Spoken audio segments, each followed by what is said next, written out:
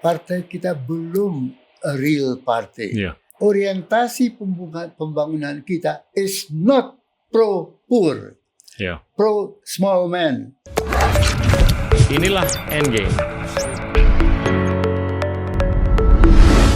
Sebetulnya kita kalau dari sisi anggaran, itu kan berlimpah-limpah untuk kepentingan pendidikan, 20% dari APBN. Yeah. Tapi tentunya ada unsur desentralisasi kan, yang mana kita cukup tergantung terhadap kualitas kepemimpinan di daerah untuk mereka bisa mengalokasikan secara bijaksana. Nah itu kalau saya sih optimis. Ini jangka panjangnya ini pendidikan kita akan lebih bagus, lebih jernih. Tapi kalau Pak Emil gimana pandangannya? Terus terang, tiba di pendidikan, saya agak cemas. Saya baru baca bahwa PISA yang tanggal 3 Desember 2019. Kemampuan membaca 2015 indeksnya 397, 2018 turun ke 3076. 31 turun. Matematika turun dari 386 ke 379. Sains turun dari 403 ke 326. Di dunia tadinya adalah Singapura yang tinggi. Sekarang RRT. China nomor 1. Luar biasa. China 555, lebih tinggi dari OECD. Indonesia 371. Kalau nggak salah dari 70 negara kita nomor 60 sekian gitu. Iya, sudah. Tapi 503, astagfirullah. But there's only one way, up. Iya. Dus pendidikan. Lantas saya lihat komposisi penduduk kita, bonus demografi, boom, 191 juta, umur antara 15-64. Yang 15 ke 35-45, 100 juta. Ini adalah modal untuk lepas landas. Mereka nanti yang 15 dari 35 di tahun 2045. Ini calon yang pemimpin. Ini yang dikunci. Mereka yang harus bukan industri 4 lagi, tapi industri 12 bergali. Datang COVID ini, hancur pendidikan kita. Semua distance learning. Bagaimana distance learning kalau tidak ada tatap muka, tidak ada dialog? Jadi, I'm damn worried about pendidikan kita. We lose time. And di dalam lose time, kita hilang opportunity untuk generasi yang menjadi motor penggerak lepas landas dan 045. I'm worried, tapi I'm optimistic. Jadi memang kita negara ini perlu chief worry officer. Ya kan? Pak Emil adalah chief worry officer-nya. Tapi kalau saya ngelihat ke depan, ini hitungan penggelontoran dana untuk pendidikan, ini untuk 25 tahun ke depan, itu mungkin bisa sampai 4-5 triliun dolar akumulasi. Ya kan? Tinggal kita percaya aja bahwa suatu hari itu akan ada keputusan-keputusan yang menjernihkan proses penggelontoran dana agar kita lebih bisa merangkul empirical science, STEM dan lain-lain. Dan kalau menurut saya kendala sistemiknya tuh ada juga namanya stunting. Kalau saya lihat data stunting itu kan 37% dari anak-anak muda di bawah 5 tahun itu sudah kena, dan kita ranking 4 kalau nggak salah setelah India, Pakistan dan Nigeria. Itu yang bisa menghambat. Tapi ini gimana kita bisa pompa mereka dan gimana kita bisa pompa secara permodalan atau keuangan untuk supaya bisa diarahkan ke empirical science atau science, technology, engineering, and mathematics. I think there is still hope, tapi saya tetap nangkep omongannya Pak Emil bahwa memang kita harus worry sekarang. Gini Bung ya, bagus. Saya ingin juga hope itu ada. Tapi let's be practical, let's be realistic. Politician now berpikir 5 tahun. Paling banter, Siklusnya siklus 5 tahun. Banter-banter 10 tahun. Iya. Setelah itu harus diganti. Betul. Yang kita bicarakan adalah 20 tahun, 25 tahun. I agree. I totally agree. Jadi maraton yang kita Betul. pikir. Betul. Pemain adalah Betul. pelari cepat. Betul. Nah, ini jadi Iya. up and down Iya. sejak dari tahun ini Pak Harto terlalu lama, Iya. oke ya. But it opens the opportunity for steady growth. Iya. And di dalam zaman Pak Harto kita capai tahun 1968 replita pertama, tahun 1986 low income ke low middle income. Iya. 86. Iya. 18 tahun, 33 tahun. Ya. Nah, gimana kita bisa di income yang teratas, ya kan? Ke sini 30 tahun kadang tang ganti, Iya. ganti, tang ganti. Iya. Lalu saya menempatkan diri andai kata saya presiden. Will I sing? You could Jangka be panjang. president. Ya, will I sing? Jangan apa? No, I will sing. What can I supaya saya survive? Siap. 5 tahun. Syukur lagi 5 tahun. 5 tahun survive. Which survival strategy means bukan jangka panjang. Gimana jadinya sistemnya untuk diubah agar ada kesinambungan? Itu sebetulnya menghendaki a political will of the nation. Oke. Siapa mereveal political will of the nation? Partai politik. Oke. Maka coba keinginan saya adalah partai politiklah. You create your party Iya. dengan vision bahwa you want Indonesia like your vision of your ideologi partai Iya. gitu. Iya. Bagaimana 2045 menurut PDIP, menurut Nasdem, menurut Demokrat, do they think about this? Bagaimana isinya itu? Kesan saya yang dipikirkan adalah bagaimana pilkada saya menang. Iya. Which is next 2 years. Iya. Gitu. Jadi thinkers ya, saya suka Sultan Syahrir.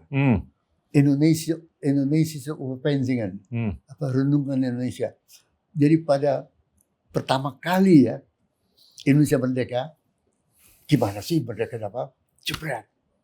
Datang tulisan Syahrir. Ya. Renungan Indonesia.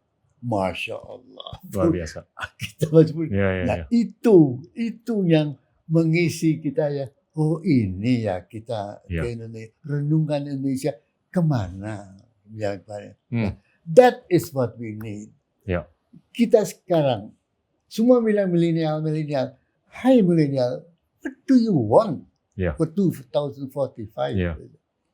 Jangan cepat-cepat menjadi dekat-dekat ruling elite, menjadi ini. No. Ya. What is your vision about Ya. 2045? Kalau saya lihat dari sisi ideologi, itu kan mayoritas dari partai politik itu udah nasionalis. Tentunya ada partai Islam juga kan. Dalam logika, kelihatannya mudah untuk mengkonsolidasi mereka agar mereka bisa berpikir secara kolektif untuk kepentingan bersama untuk jangka panjang kan. Tapi prakteknya memang beda karena kepentingan yang berbeda dan kepentingan jangka pendek yang berbeda juga. Nah, Pak Emil ngelihat nggak masa depan kita di jangka menengah dan jangka panjang dengan terjadinya konsolidasi yang lebih banyak dalam urusan politik kita, agar pengambilan keputusan yang berjangka panjang itu lebih kemungkinan bisa terjadi? Begini, kalau saya lihat, political party kita terlalu individual person, itunya, dominasinya. Personality politics. Ya, PDIP is Ibu Mega, Nasdem is Surya Paloh. Siap. Partai politik is ini. Jadi it's personalities. Bukan institusi.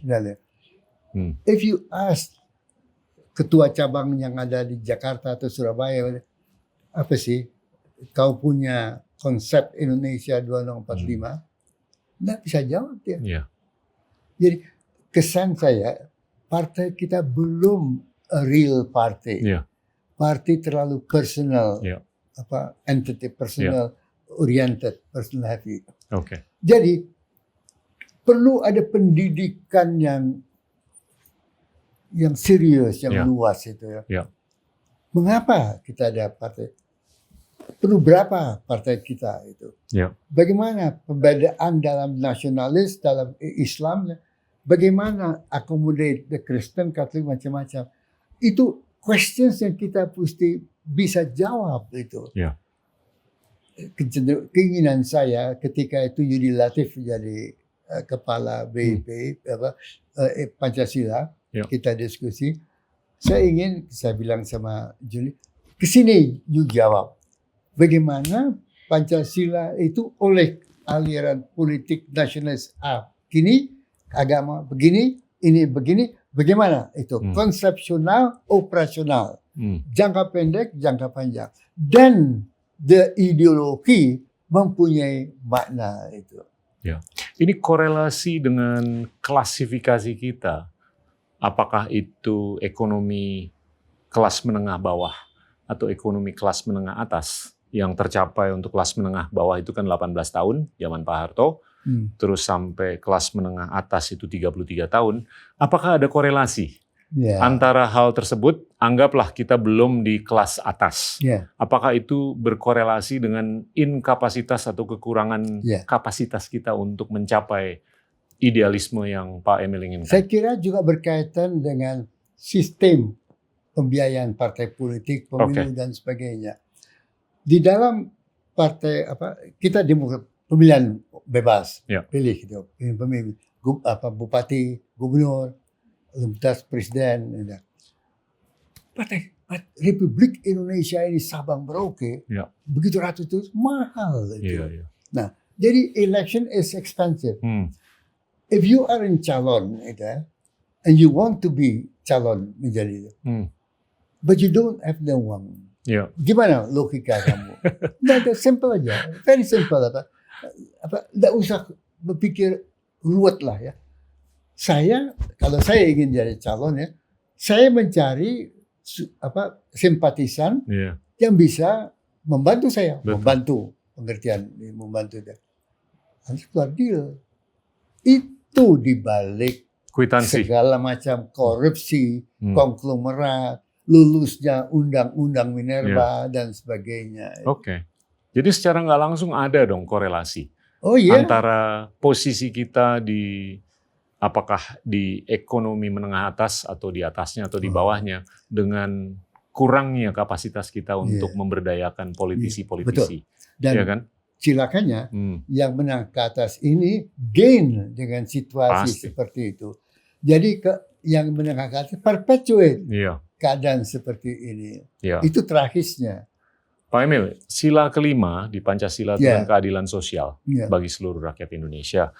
Kalau saya lihat rasio Gini di negara berkembang, di negara maju, ini semakin mencuat ke atas. Indonesia di 39, Amerika di 49, Tiongkok di 47. Kita pernah dulu melewati saat-saat bahkan di low 30s, sekarang udah di 39. Saya melihat ini kecenderungan ketidaksamaan atau kesenjangan semakin tidak terkendalikan.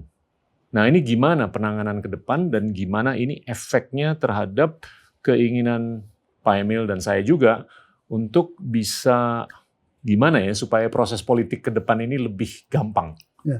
Begini Bung ya, ini angka itu is the resultante dari XYZ macam-macam. Apa itu? Chicken and egg. Apa itu XYZ itu? Mayoritas penduduk kita marahin petani. Itu ya. Saya kira tepat Bung Karno melihat itu. Marahin penduduk. Coba Bung perhatikan ya. Selama 15 tahun nilai tukar petani yang menghasilkan padi, bukan nilai tukar perkebunan, ini NTP, nilai tukar, yaitu jumlah yang dia terima terhadap jumlah yang dia keluarkan untuk hidup. Sekitar 104-105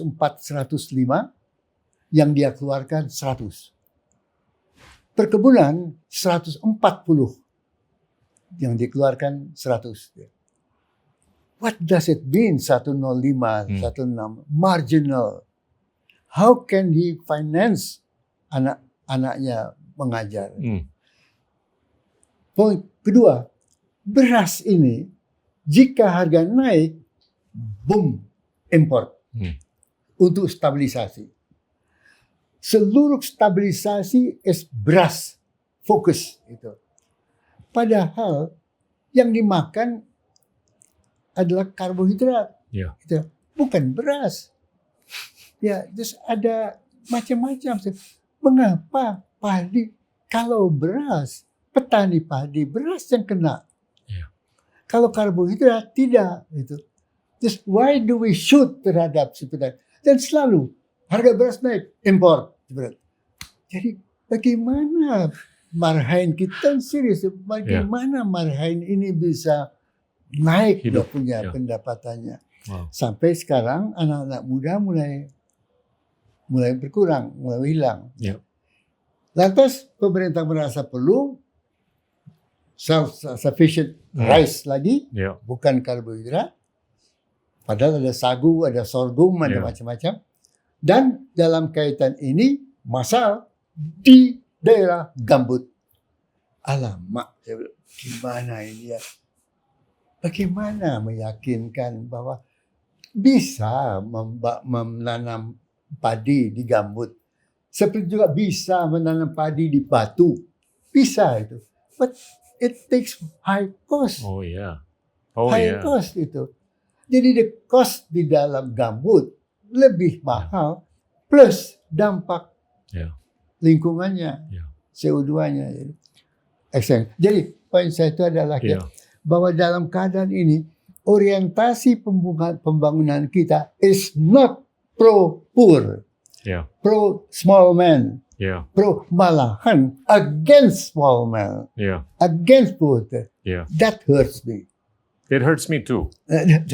Jadi itu menjawab persoalan Gini coefficient itu. Di balik persoalan Gini coefficient is a basic cara melihat pembangunan keliru. Itu yang saya. Zamannya Pak Emil dulu di pemerintah, itu kan pemikirannya kan tentunya dengan realita. Dan itu kan panjang kan, puluhan tahun ke depan. Kalau sekarang memang ini siklus 5 tahun kan. Tentunya solusinya solusi politik seperti Pak Emil bilang. Saya nggak tahu kapan adanya kesadaran secara kolektif lah untuk mengubah sistem perencanaan ke depan. Tapi saya hanya bisa berharap sekarang bahwa itu akan terjadi dalam waktu dekat. I hope it's not too late, ya kan? Saya mau balik ke masa mudanya Pak Emil lagi nih, kalau boleh. Bapak kan udah merangkul empirical science, terus dipengaruhi oleh lingkungan, ikut-ikutan dalam social science, and I know you're so passionate mengenai lingkungan puluhan tahun. Was it by choice atau by force? Jadi gini, kalau lingkungan itu saya kira fait accompli oleh Pak Harto. Jadi saya diundang ke Teluk Jakarta. Beliau itu ada kapal motor itu. Keliling kita itu. Dalam keliling itu beliau bawa ke tempat yang hitam-hitam itu. Jadi busuk, bau. Jadi saya juga heran. Why the hell ketini? Ini bagaimana dia bilang. Kita ini baru sekarang tahun 78 gitu. Sudah begini. Bagaimana 2000 nanti itu. Jadi genuinely, why? Beliau suka mancing. Beliau tuh kalau weekend, sering juga saya diajak, kita mancing keluar, ya, yang masih dekat sini bisa. Lambat laut tambah jauh. Lambat laut ke Selat Sunda untuk mancing itu. Dan kotor-kotoran jadi he hurt oleh kotor itu. Nah, kembali ke cerita tadi, maka ini kita mesti tangani. Ya, baik. Karena itu saya minta saudara membantu saya jadi Menteri Lingkungan. Kaget saya. Waktu itu Pak Emil Menteri apa sebelum? Perhubungan saya. Nah, saya ini ekonom, Pak. Ekonomi, I'm ekonom. I don't nggak ngerti lingkungan. Nah, ekonomi, ekologi kan rumah tangga. Yeah. Ini rumah tangga ekonomi, ini rumah tangga alam, kan rumah tangga prinsipnya sama. Satu. Dua, saya juga tidak dididik menjadi presiden. Jadi sama-sama kita belajar gitu. Selamat. Nah, oke. Jebret, that was not by choice jadi menjadi Menteri Lingkungan.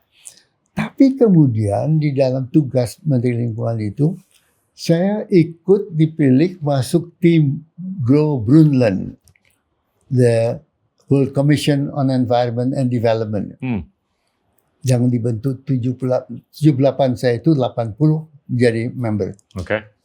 Itu dengan jago-jago lingkungan, ya.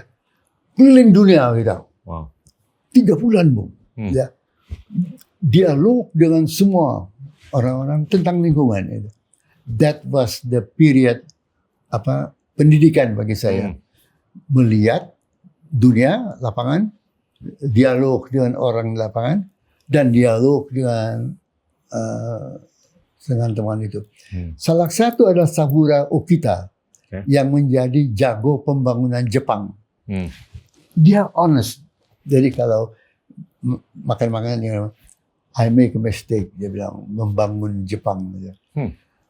I follow the curve ini, perang ini, mungkin saya teruskan.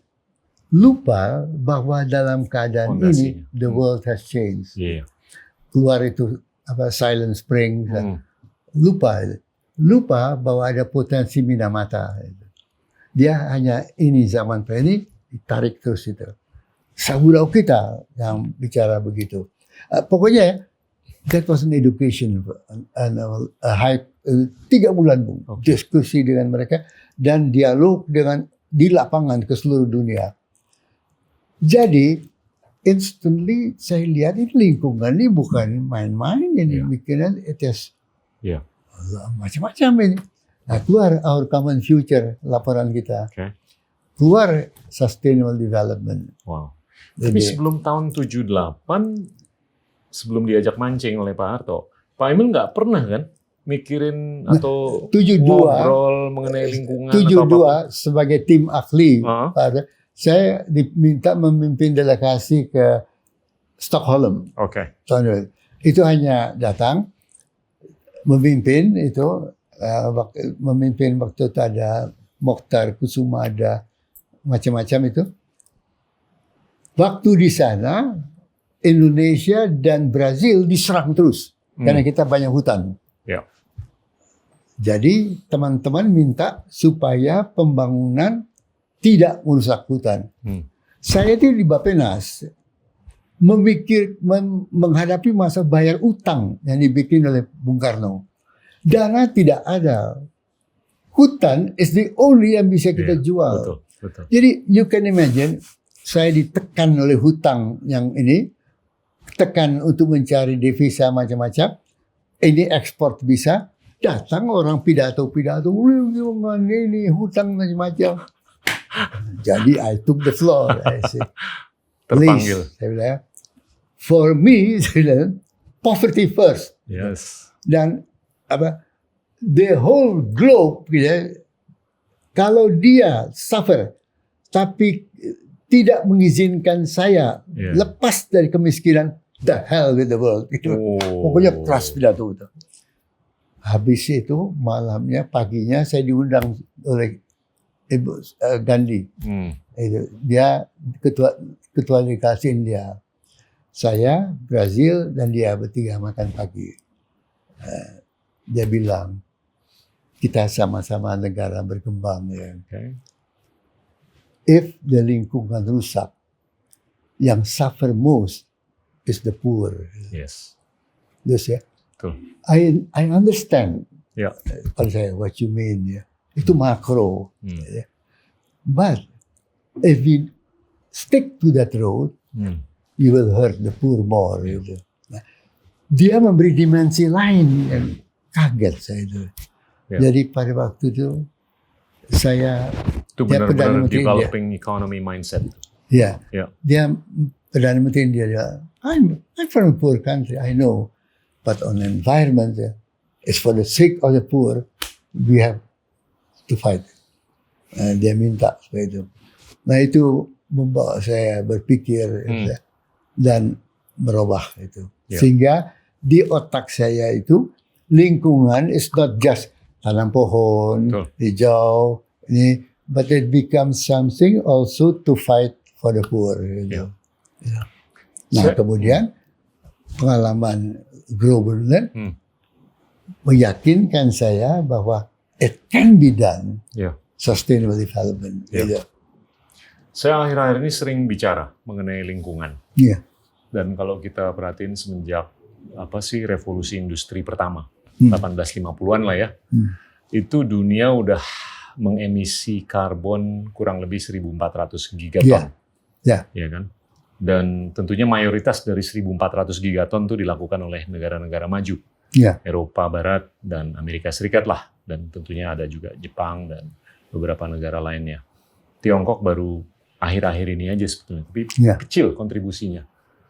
Kalau saya ngobrol sama ilmuwan dan akademisi yang ngerti mengenai ini, kalkulasi mereka tuh atau estimasi mereka mungkin kurang lebih hanya 3.000 sampai 4.000 gigaton karbon yang masih tersisakan di bumi ini.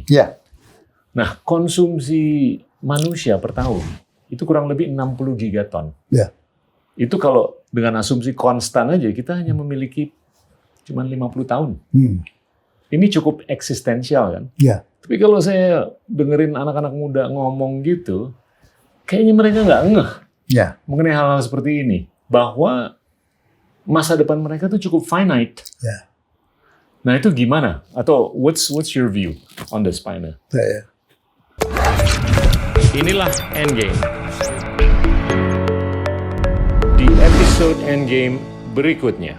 Anda demikian, real, tidak dengan membuat ibu kota di tengah-tengah Kalimantan. Jadi Jawa is begini. The top tilting.